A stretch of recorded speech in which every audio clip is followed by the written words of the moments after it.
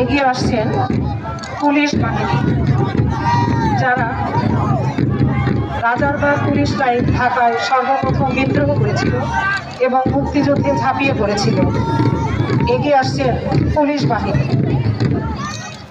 এরপরেই রয়েছে আনসার বাহিনী।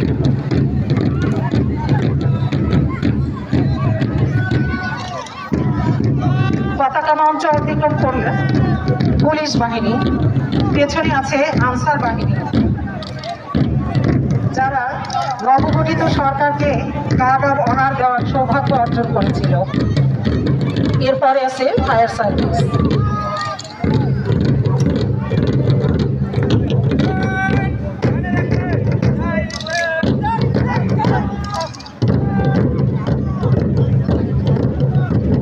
পতাকা মঞ্চ অতিক্রম করছে আনসার বাহিনী।